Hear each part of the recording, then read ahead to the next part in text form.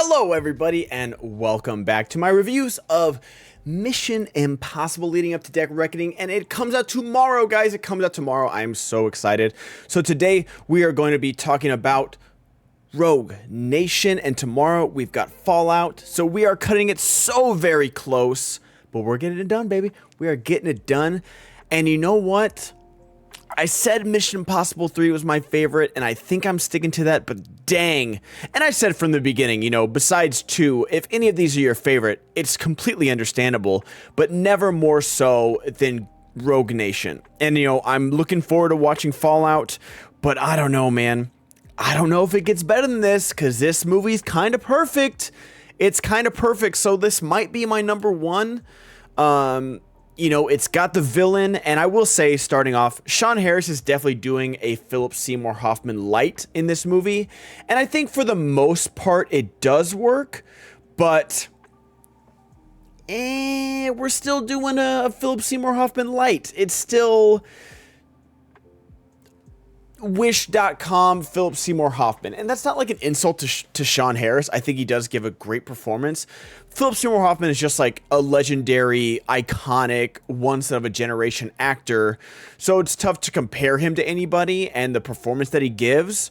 Starting off with like the plane stunt, I do feel like, now I'm not taking anything away from the plane stunt. It is insane. It is really cool, and it was great to see on the big screen, but I will say, leading up to it, seeing every single angle of it, seeing every single behind the scenes of it, seeing it in every single trailer, it did take away from the final effect for me, because you knew it was coming, you knew what was going on. I get it, still amazing, still breathtaking, still perfectly filmed, all that stuff. A very thrilling scene of Benji trying to open the doors, opening the wrong doors, all that good stuff, but still. It's kind of the same thing. I feel like it's going to be the same thing with the motorbike jump, and maybe, you know, for the general public that hadn't seen that, you know, the behind the scenes stuff that I'd seen, even though, you know, when I went to go see, I can't remember what I saw in IMAX, but I saw like the 10-minute featurette of the bike jump for Dead Reckoning, and I think there was something like that. It was kind of the same thing for the airplane scene. So maybe the general public hadn't seen it, but I feel like a lot of people had seen it, and the same with the bike jump. I feel like I understand the reasoning behind it. You want to get people hyped for this movie. I get it, and it worked. I think this movie did very well for itself. What was the box office on this movie? $150 million budget. We'll add another $50 million for marketing, and $682 worldwide. So very, very successful movie. But just, you know, it just took away from it just in the tiniest bit for me. Just took, like, because I knew it was coming. I was kind of waiting for it. You know, I saw the plane. And funny enough, like, I'm looking at the IMDb right now. If you guys watch Stranger Things, Alec Odgoff, who is in Stranger Things Season 3, what's his name? Is it Yuri? Yeah, I'm sure. Dr. Alexei, the guy who likes Slurpees, the Russian spy. He's one of the pilots, one of the crewmen at the beginning of the thing. So it's like very funny. It's like, oh, that's where you got your start right there. But leading into this is the introduction of Alec Baldwin, and like his whole IMF thing. Like he's going after the IMF. And you know what? I will say, I love a good like corporate antagonist that's like not the actual bad guy, but like the corporate bad guy. You know, like I always refer to the cop in Die Hard, the principal from Breakfast Club, where like he's not the bad guy, but he's definitely an antagonist because like he's hindering every single thing John McClane is doing. Perfect antagonist for Tom Cruise in this movie. And like the way they kind of break down of like, yeah, you gave out nuclear codes and the warhead scraped the skyscraper, like grazed it right before you guys did it, and it kind of looks like luck more than skill.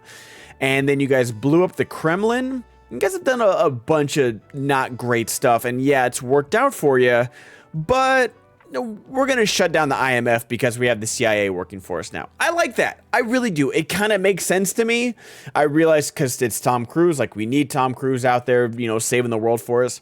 I understand it's a movie, but it does make sense. Like when he's like breaking everything down, it's kind of like Civil War, where it's like, yeah, you guys have saved the world, but there's been a lot of death, so you might need some oversight. So it kind of makes sense. the opening of this movie in that record store, man, what a great, like, in the same way we introduce Alec Baldwin as like the antagonist, what an amazing introduction for Sean Harris as Lane, as the true villain of this movie. And he was so good. He came back in Fallout, which is the first time that same directors directed a movie and a villain has come back in a movie. But the actress, her credit is Record Shop Girl, Hermione Corfield, which I hope she's getting more work because she was so good in her small part of this movie. Seems like she's getting work still. Oh yeah, she's got 21 credits, killing it right now. She does such a good job of like their chemistry. Her and Tom Cruise are so good. Where he's like, oh yeah, like kind of like doing like the code word stuff of like, oh, I like this stuff. Oh, he didn't play drums, he played the saxophone or whatever it is. And it's like, you're him, right? Is all this stuff true? And it's like, it's a good little introductory scene. And then, like, should your mission, should you choose to accept it, is to stop us. We're the Rogue Nation. Dun, dun, dun. So perfect. And then you see Sean Harris like with a gun to her and he kills her. And you're like, oh my God. Holy, like, it's like this sweet little IMF agent, like who's got like basically a desk job, just gets killed. And then just like sets into motion the rest of the movie. So good. I said last time that I wish Jeremy Renner was in the field more and he's just kind of in the hearings. I misspoke. He is in the field more and I do love... He's so good and I love their dynamic. Skipping ahead to where it's kind of the same thing where they give out the launch codes. They kind of got to, get the disc and like... because they got to do this next mission. Their argument of like, oh, we have to, he's going to go after the prime minister. Oh no, we can't warn him because that's what he wants. Like, do you hear yourself? Do you hear yourself of what you're saying right now? You sound crazy. And it like, all that works to like, they have one good mask reveal in this movie, which I thought was perfect. Where he's disguised himself as like the MI6 leader. It all works so well. And him and Jeremy Renner's chemistry and like their back and forth, because, like, they're not equals. Ethan Hunt is, like, the best. But, like, Jeremy Renner's very capable, and I like that he's in this movie. And I wish he was in the next two, but I understand why he's not.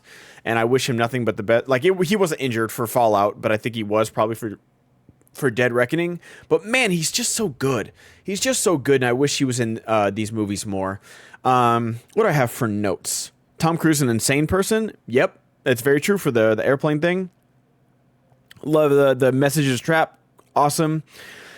Rebecca Ferguson, when Tom Cruise wakes up and he's like, captured and everything. Rebecca Ferguson walking in with her shoes, taking her shoes off. And like, this is her movie.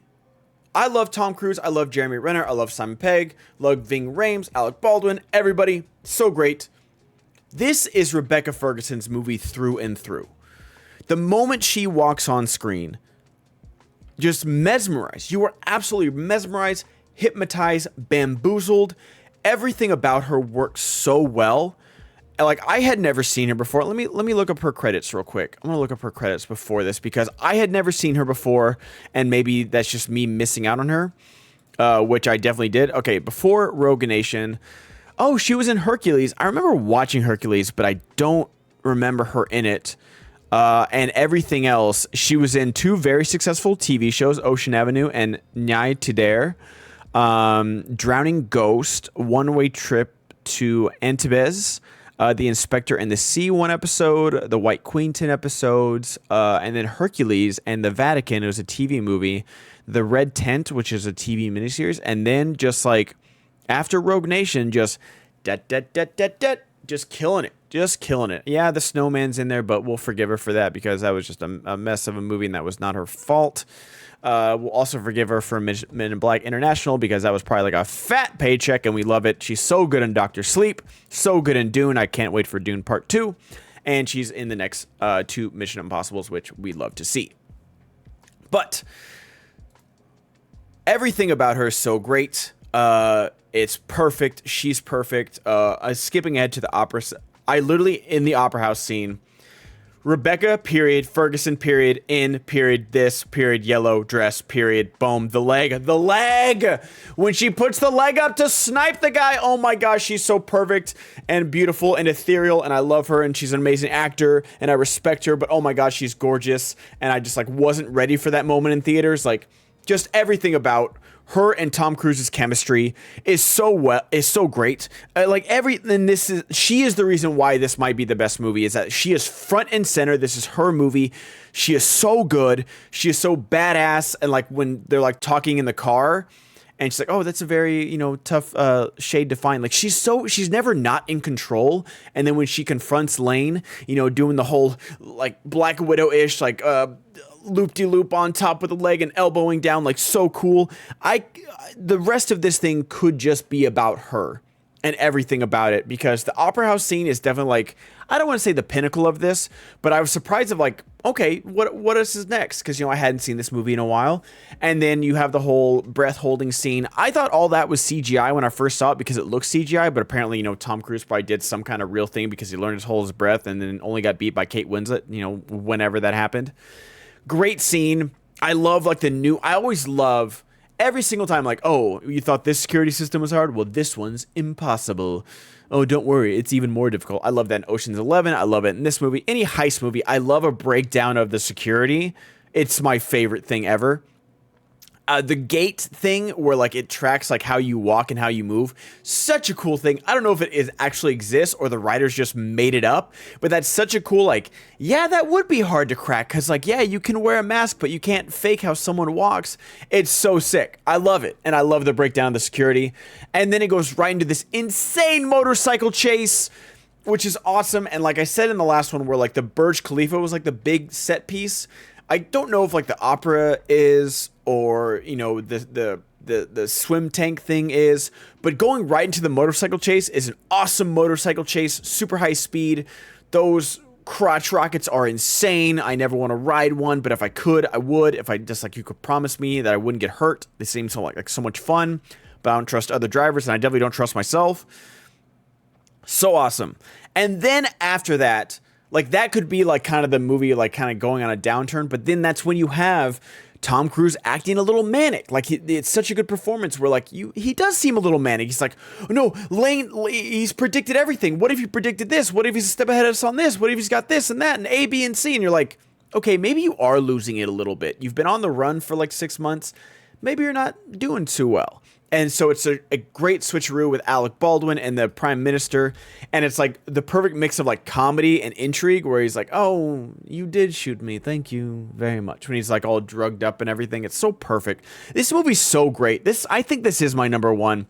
I don't know if Fallout will take it because I've seen Fallout more recently. I had not seen Rogue Nation in a while. It might be my number one, man. I love me some Philip Seymour Hoffman, but the end of that movie isn't perfect.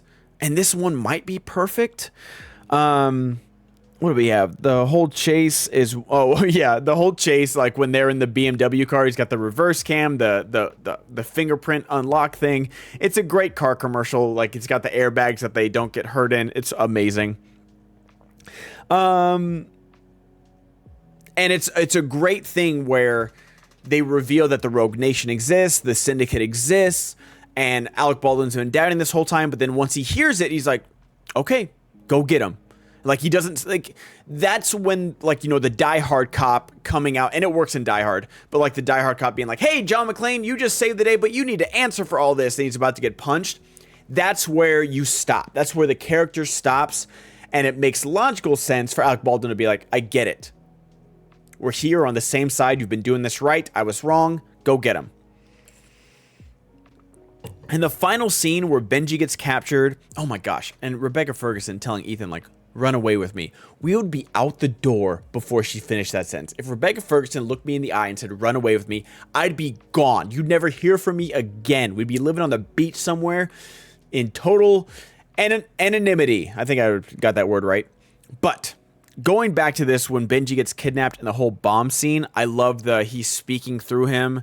I love the final scene where she gets to fight the Bone Doctor in a knife fight. Very well choreographed, super badass. Gets to do and I understand like that she stabs him right here in like an R-rated. I feel like she would have stabbed him like through the head, but that was probably too R-rated. And a great final scene where like Solomon Lane gets put into a box. Sorry, I got my fan blowing on me because it's hot and it's drying out my mouth.